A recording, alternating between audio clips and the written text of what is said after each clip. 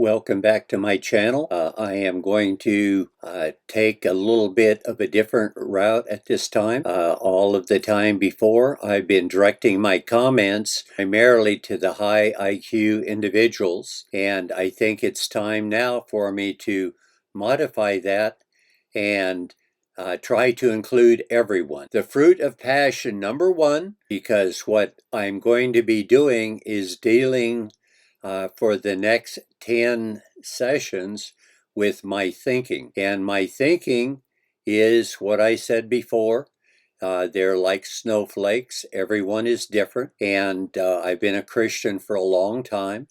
And I have a lot of different attitudes than some of the times I had in my earlier Christian life. And some of these different attitudes, I think that it's time for me to start sharing. As we continue on now, you will understand what my fruit of passion videos will be about.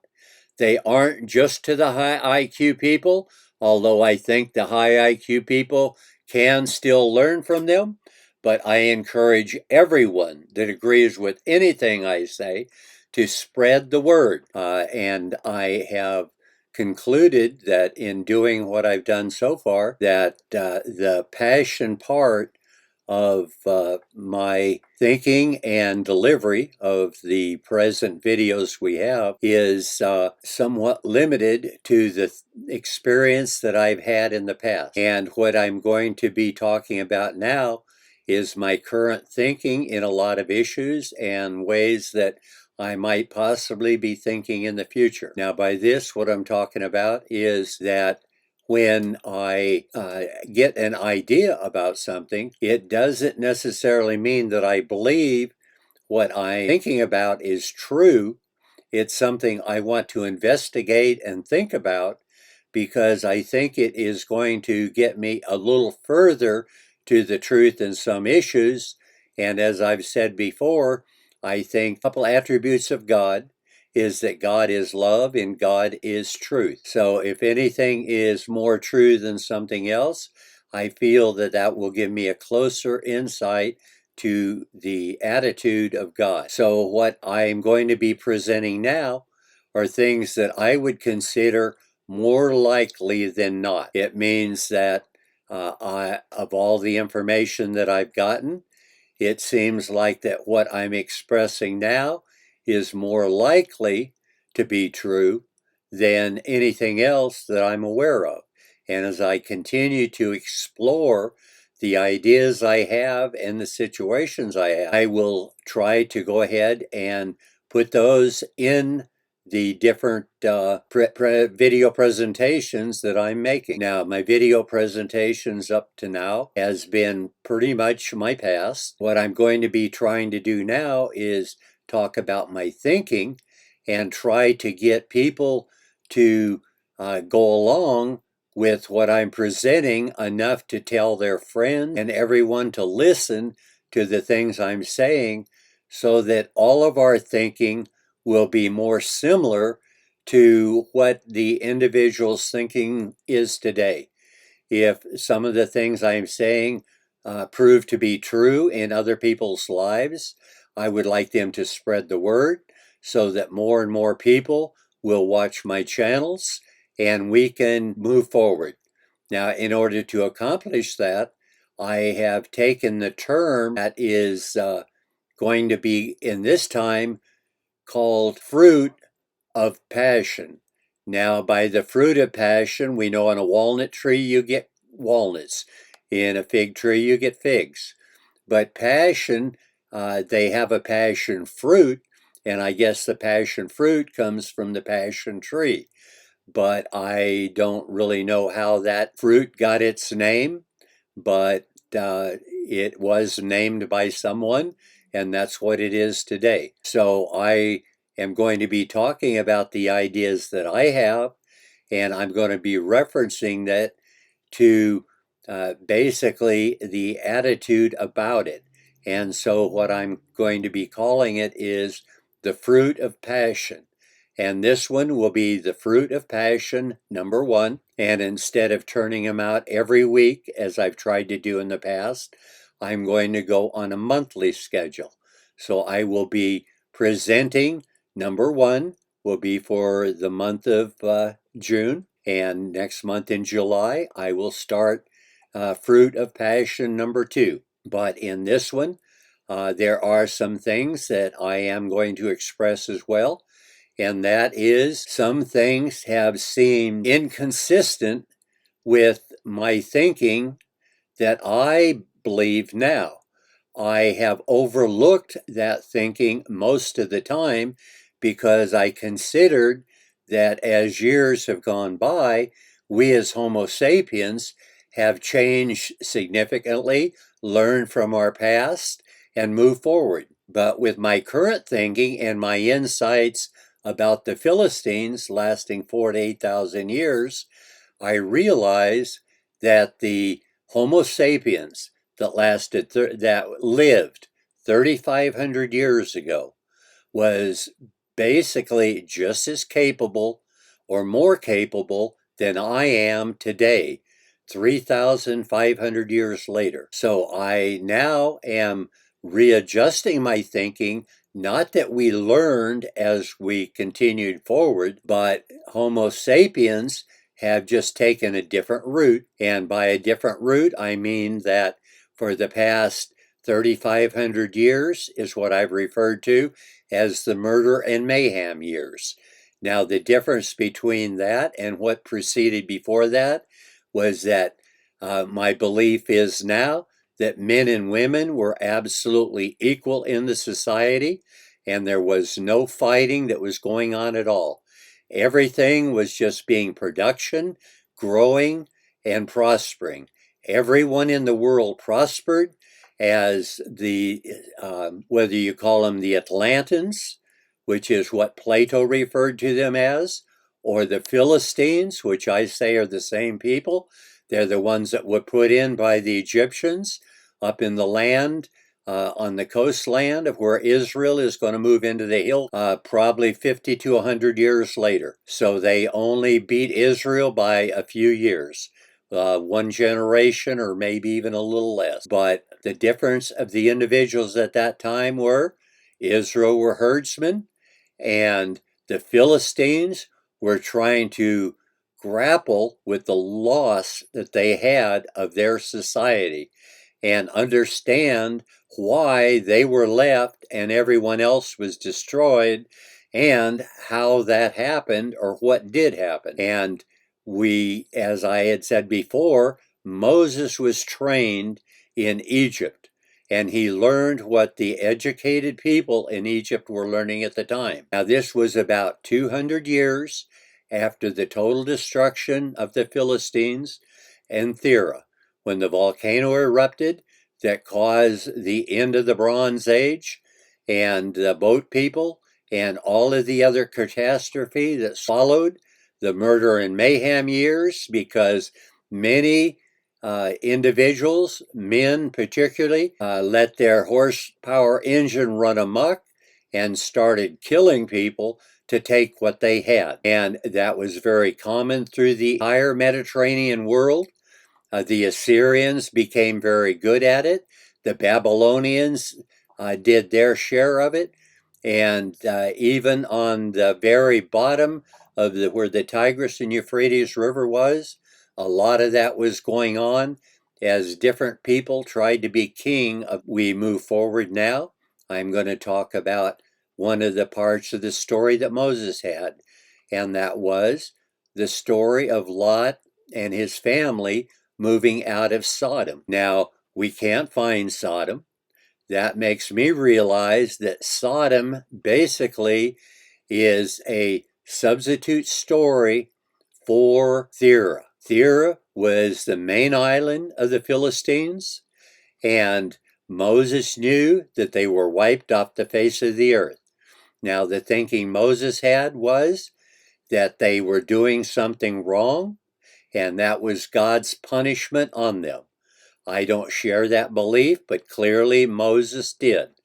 And Moses then concluded that The women probably should not be equal because he was trying to identify what his thinking was that would be different than what the Philistines' thinking was, so that he did not run into the same problem with being against God as he thought the Philistines were.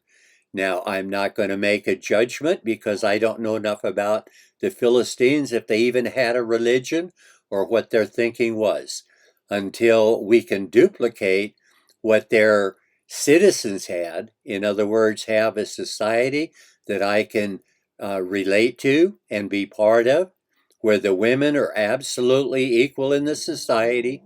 We won't even have a close understanding of what it was like. But when that does happen, we will get more knowledge about how the Philistines existed, what their thinking was, and what they had. But as I had said before, because of the way they were painted and dressed, I clearly knew that they did not have as much of a sexual problem as we have had since then.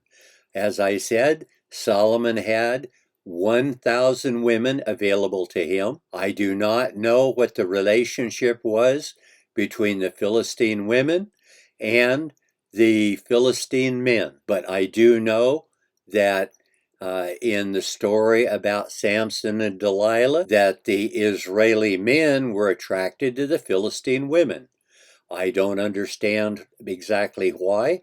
It may have been a very limited situation, or it may have been more general than we know. But when they tell the story, I know that Moses wrote that when Lot's wife turned around and looked at the destruction that was going on in Sodom, that she turned to a pillar of salt. Now, I often wondered why he would make up a story like that. Now that I recognize the history that Moses lived in, and I know the search that went on throughout the world just to find one person that saw what happened to Thera, how an island that could be 300 foot above sea level in a 24-hour period totally disappeared off the face of the earth, and that no one was alive to witness what had happened. Now, Moses evidently concluded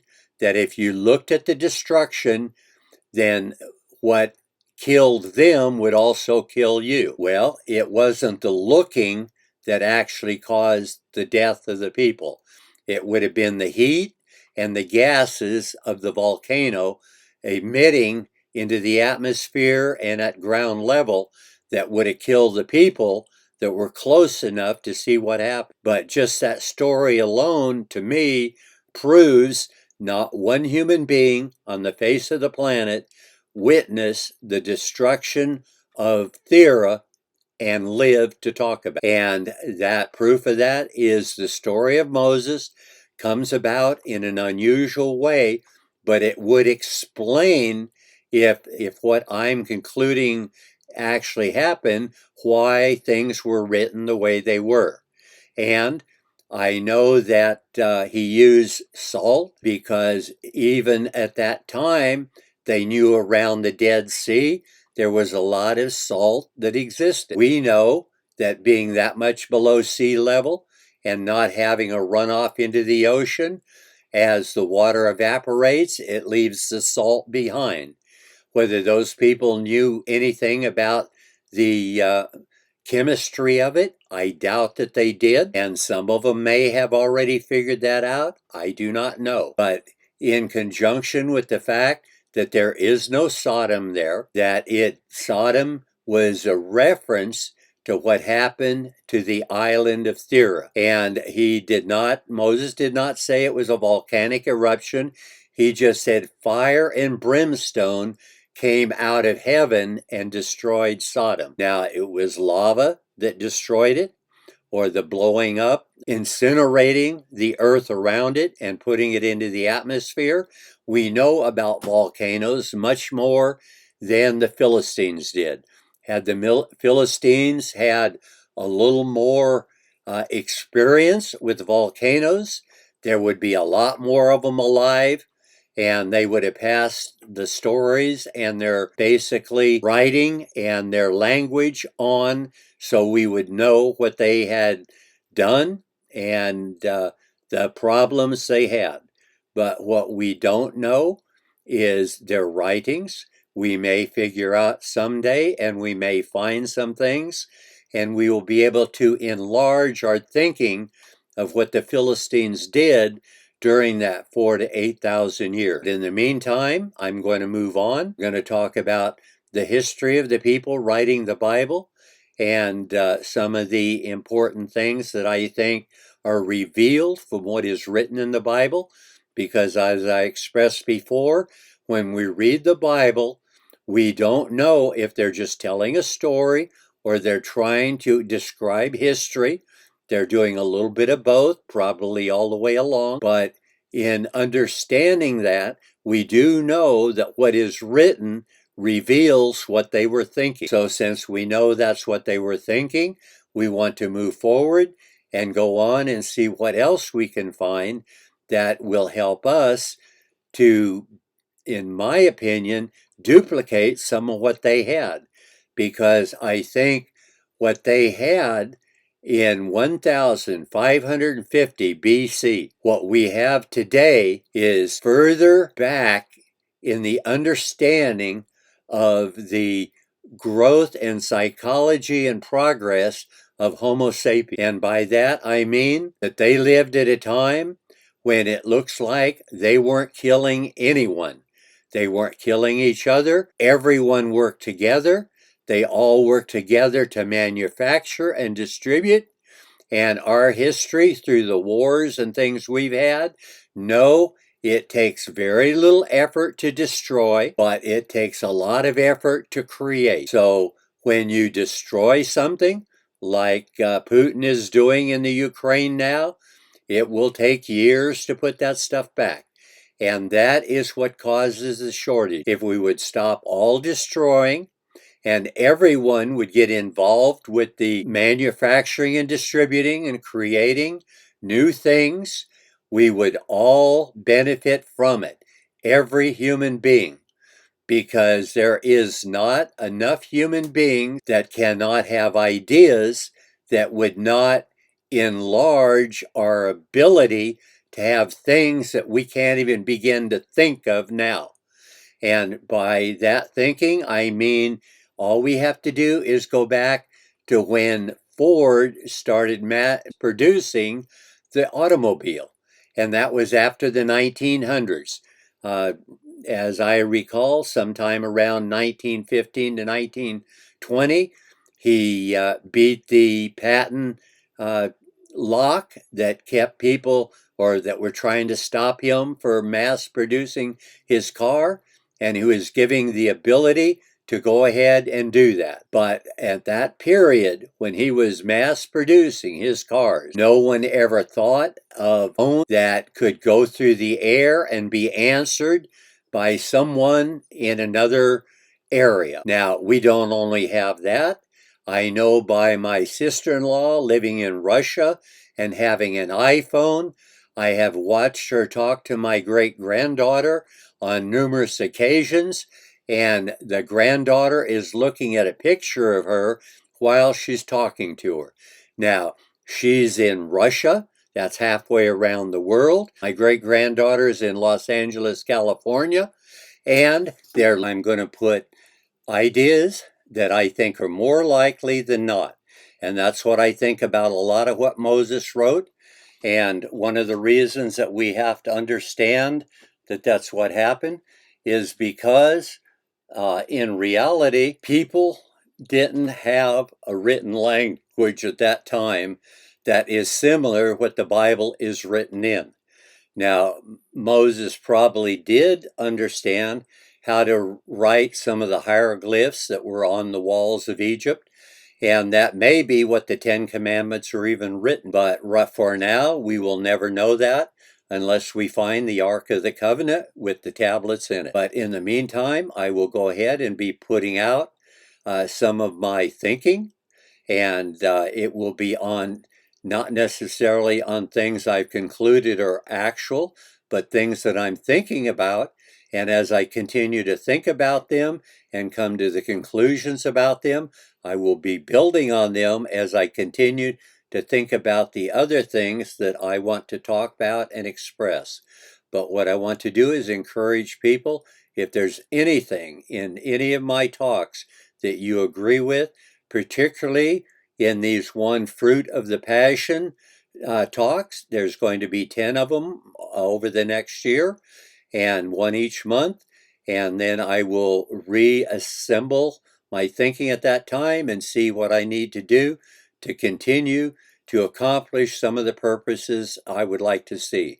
And those purposes are to return to what existed over 3,500 years ago.